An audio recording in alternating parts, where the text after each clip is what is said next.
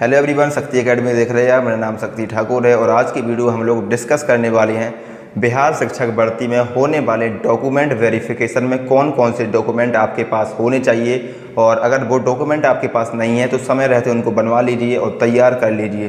ठीक है दोस्तों, लेकिन उससे पहले मैं आपको बता दूं कि जो बिहार शिक्षक भर्ती हुई है उसमें जिन लोगों के भी कुछ गलती हो गई है, यानी कि फॉर्म फिल करते समय कुछ गलती हो गई है, तो आप लोग उसको सुधार करवा लीजिए। जो सुधार करने की अंतिम तिथि है वो 3 सितंबर है, यानी कि 1 सितंबर से लेकर 3 सितंबर तक जो डॉक्यूमेंट में जो भी आपका गलती हो गई है, जैसे डेट ऑफ बर्थ गलत हो गया है या सीरियल नंबर गलत हो गया है, जो भी आपका डिप्लोमा नंबर, जो जैसे मार्कशीट नंबर कुछ भी गलत हो गया है, तो उसको आप सुधार कर सकते हैं। 3 सितंबर उसकी आखिरी तिथि होने वाली है और सुधार करवा लीजिए दोस्तों, वरना अंत में आपको हो सकता है नौकरी से भी हाथ धोना पड़े, क्योंकि ऐसा गोल्डन चांस किसी को ही मिलता है। तो आप लोगों को अगर कुछ भी दिक्कत है उसको करेक्शन करवा लीजिए। 3 सितंबर उसकी अंतिम तिथि होने वाली है। मैं आप लोगों को एक चीज़ बता दूं कि आपका जो आपने फॉर्म फिल किया था या उसमें जो भी आपने डॉक्यूमेंट लगाए थे, तो उसमें ही आप करेक्शन कर सकते हैं।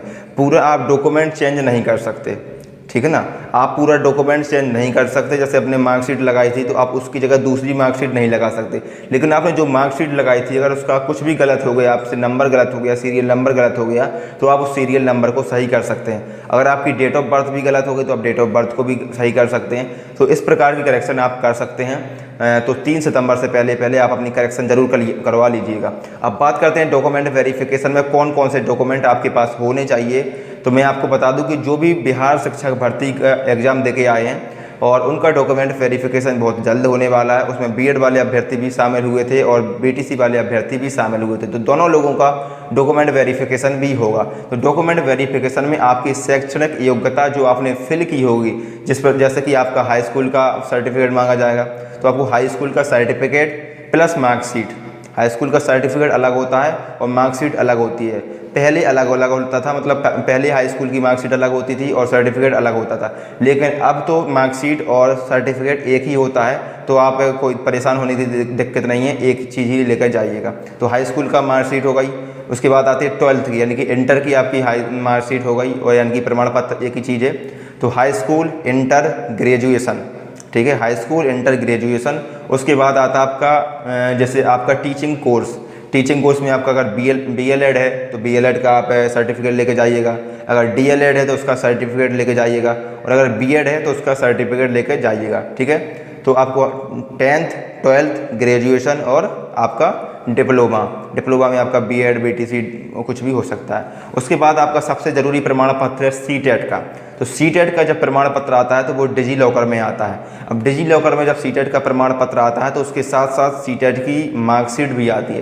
तो सीटेट के दोनों चीज़ें लगेंगी आपको, सीटेट का सर्टिफिकेट भी ले जाना पड़ेगा और सीटेट का आपका मार्कशीट भी ले जानी पड़ेगी। अगर आपने इस बार यानी कि 20 अगस्त को जो एग्ज़ाम हुआ था सीटेट का, उसका एग्ज़ाम दिया था और आप उसके इंतज़ार में बैठे हुए हैं, तो आप अभी तो वो आया नहीं है, तो जब आएगा तब उसको आप यूज करिए। लेकिन अभी आप रोल नंबर और जो रजिस्ट्रेशन यानी कि एप्लीकेशन नंबर होता है उसके माध्यम से इसको काम कर सकते हैं।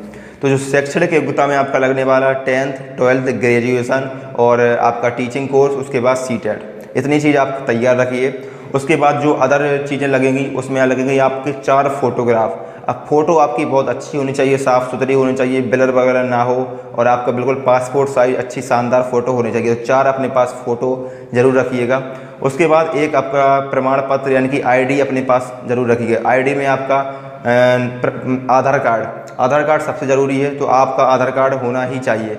मैक्सिमम लोगों का 90-99% लोगों के पास आधार कार्ड होता है, लेकिन अगर आपके पास आधार कार्ड नहीं है तो आधार कार्ड के स्थान पर आप पैन कार्ड यूज कर सकते हैं, वोटिंग कार्ड यूज कर सकते हैं, ठीक है, ड्राइविंग लाइसेंस भी यूज कर सकते हैं। तो 4 फोटो प्लस अपना आधार कार्ड, पैन कार्ड कुछ भी आप यूज कर सकते हैं।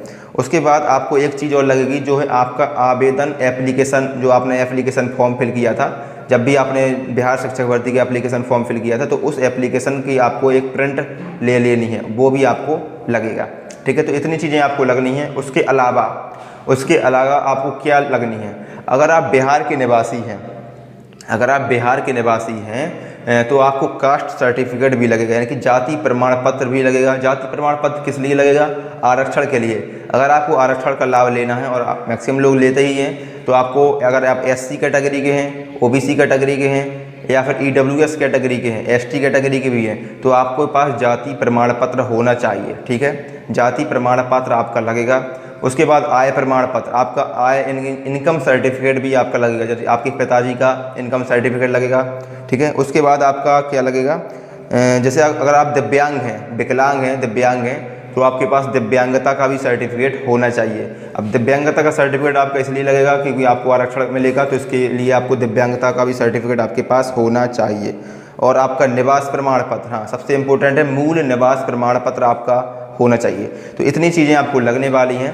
मैं आपको एक बार समराइज़ कर देता हूँ। सबसे पहले आपको हाई स्कूल, इंटर, ग्रेजुएशन और आपका टीचिंग ट्रेनिंग कोर्स, उसके बाद CTET, इतनी आपकी शैक्षणिक योग्यता लगेगी। उसके बाद 4 फ़ोटो के बाद अपना जो एप्लीकेशन फॉर्म फिल किया था उसकी एक प्रिंट लगेगी, और एक आपकी आईडी में Aadhaar card, PAN card, voting card, driving licence, कुछ भी हो सकता है।